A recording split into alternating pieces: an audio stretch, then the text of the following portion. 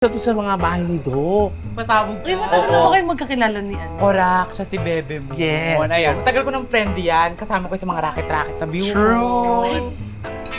Pretty nga po pala. Ang cute naman ho ng pangalan niyo, Korak. Bebe Mon. Kasi mahilig niyang tawagin lahat ng Be, kaya Bebe mo. At natin yung pangalan ay Ramon. Ay, siya pa talaga, mapakinig kita ng paso. Ay, day. Ganyan talaga yung si Apple pala biro yan. Tsaka bagay sa yung pangalan mo, pretty, kasi pretty ka talaga. Okay? Kain kayo, dali. Sige ho. Ay, binabalitaan po pala. Kung mag-open po pala ng branch si Doc Willie saan nga ho pala?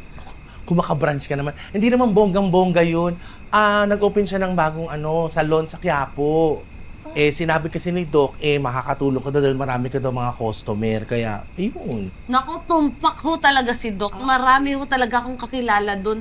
Talaga sikat na sikat ho ako manikurista dahil lahat po sila doon may utang sa akin. Yun. Ay, Korak. Alam mo, pero may pagkaloka-loka ka, no? Pero okay lang yan. Yun nga yung naisip ni Doc Willie na gawin kang manager. Oo, dito sa salon niya. Naku, manager ho? Oo, manager. Ano ka ba?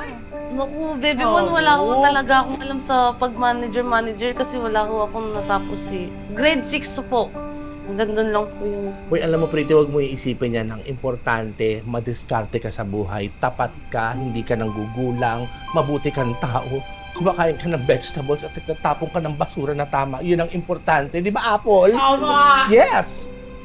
Tsaka, sinabi pala ni Doc na kwento niya na sa akin na itong gagawin niya sa'yo, sigurado daw makakatulong sa'yo. Naku, maraming salamat po sa